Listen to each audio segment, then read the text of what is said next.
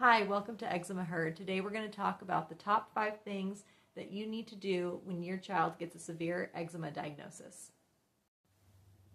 Okay, so the first thing you're going to want to do is you're going to want to research different providers. Even if you've been referred to a specific one or you've already had an appointment with maybe a dermatologist, an allergist, I want you to go online and try to look up pediatric dermatologist, because that's, if there is one in your area, that's who you want to get to, especially if you have an extreme case, but you might not always get referred right to there. You might need to talk to your pediatrician about referring you to the pediatric dermatologist. And you're also going to want to look and see if there's any allergists in your area. Sometimes dermatologists are kind of rare to refer your child to an allergist, because as one of my old dermatology offices with my second said, oh, allergies and eczema are not connected. But in his case, it definitely was. So make sure you're talking with your pediatrician so that you can go through the right channels and you can get the correct allergist. You're also going to want to make sure you have an allergist that can test for different immune issues, that can do the scratch or poke skin, the skin testing. Some offices offer, just like your pediatric office will just offer an allergy blood test, but I think it's very important to do both, and an allergy clinic can do both. Now, kind of on the natural side of it, you might also want to look into integrative or functional medicine and also a naturopath clinic. With those, you are not going to need to get a referral, but it might be a long wait time. So you need to call around, look at what aligns with your values, make a phone call, see how the payment plan is. Maybe you need to save up and do that initial appointment, but I would want you to get started on that if that's something you're interested in and you were looking for answers maybe outside of your traditional medical route. And neither one is bad. Both ways are good. I've done both. Usually I do them in tandem, so I get my team kind of set up. A lot of them can do different tests, especially in Naturopath MD. They're going to be able to even get you blood work done. So go ahead and look in your area. Sometimes you can find places that are not in your area that will do things now with telehealth. So that works. It's a great option if you have that too and you're kind of rural and you can't get to some of those specialists that you need to. The second thing you're going to want to do is you want to journal. So you got to get yourself a journal where you can just free write. Maybe you're a person that likes to have a little more organization. So I did spend the morning working on this worksheet that kind of has a little bit of everything. So it'll have things like, what is their skin doing today? Is it red? Is it crusty? Is it weepy? Is it dry? Their itchy level. It's going to have, these are things that you can also just kind of add, but this is just for ease of use. If you're really overwhelmed, if your kid hasn't slept and you're like, see, for me, when I made my journal, I didn't even know what to put and I'd miss a lot of things. It was really mixed together. I was tired, so I couldn't think of all the categories that I needed to kind of look at. So this would be like a snapshot. I have areas where eczema, like circle where it is hitting the hardest or where you see spots.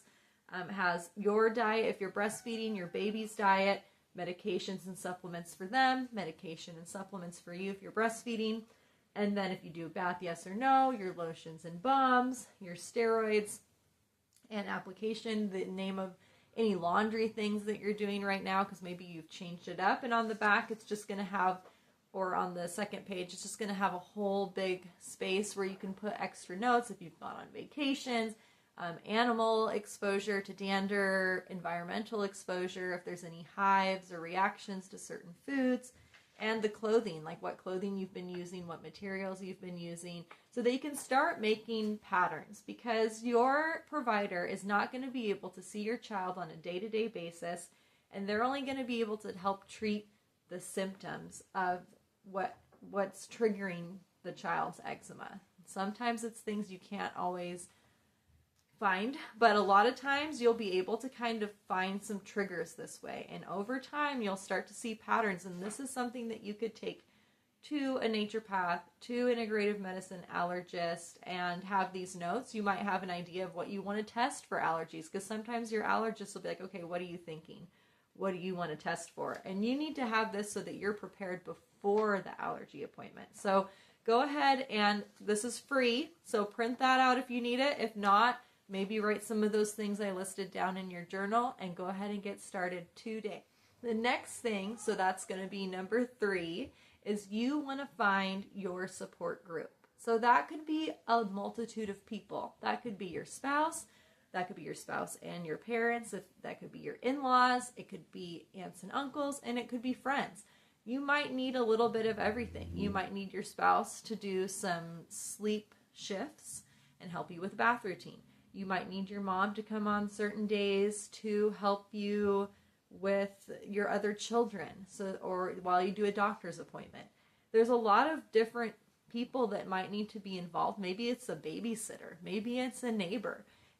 You're gonna need a team of some people that you can rely on for lots of different things, be it appointments, be it routines, be it emotional support. You might need to say, hey, talking to friends and being just very open. Like, my kid's really having severe eczema, and it's really bad. Can I talk to you about it? Maybe it's even a counselor if you have money and you don't want to talk to your friends because maybe they don't quite understand.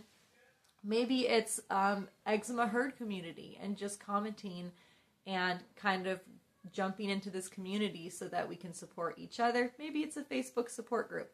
Whatever it is, why don't you make a list and get all the people you need written down and what they can help you with, so that when you're going into this, you're not going to feel so alone, and you realize that there's a kind of a net holding you up through this process.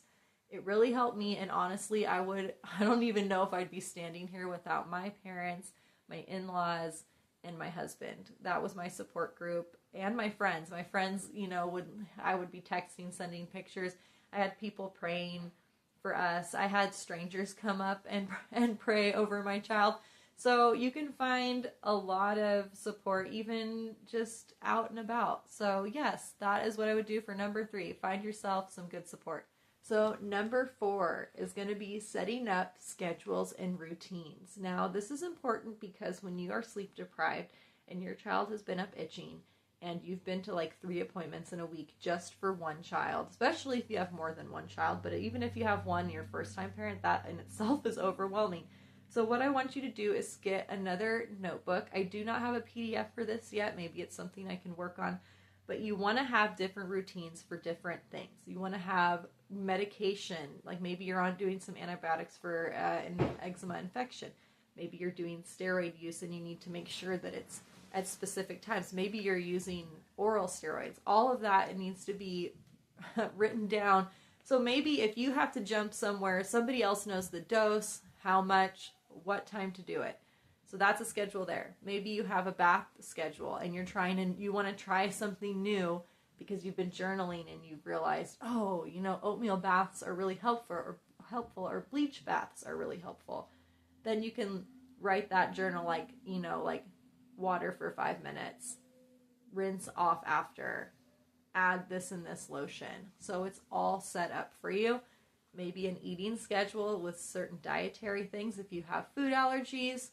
Maybe a protocol for if you go to someone's home or you have an exposure to an environmental trigger that's maybe a contact type dermatitis. What do you do in that situation? So depending on your situation, it's going to be different. Maybe it's sleep time routine. Oh my gosh, I can think of so many routines. Just work on a couple at a time. Don't get too overwhelmed with it. Just make a couple that are going to affect you the most. Okay, so that's number 3, number 4, schedules and routines. And your last one is going to be number 5, and this one is very important, and this one is for you, and this one is self-care. Now, I'm not talking about a spa day. Parents, even in general, parents with eczema, I'm not talking spa day. I'm not talking like go do your nails and like journal for 5 hours about your feelings. No, I'm talking about self-care practice like I'm going to take a shower or I'm going to eat some food, and making sure you write a list of just the basic things that you can do. Survival self-care. So that's putting your oxygen mask on so that you can help your kid best. And it might be things that aren't fancy. It's really going to be basic. Like, make sure I get dressed. I'll give some ideas. Get dressed. Take a shower. Eat food. Maybe it's listening to a 5-minute eczema herd video. Maybe it's taking a break from your research and walking around the block and taking some deep breaths if your support person is there. Maybe it's watching a show at night on Netflix before you fall asleep, or with your child, making sure they're not itching. Whatever it is, you can make a list so that you can make sure that you do those things, and just really try to realize you have to take care of your health too, because you do not want yourself crashing down. You can also watch my sleep video that gives some tips to help you sleep, because sleep should be on there as a self-care item. Naps if possible. Maybe a parent comes over and watches kids or kiddo, so you can sleep.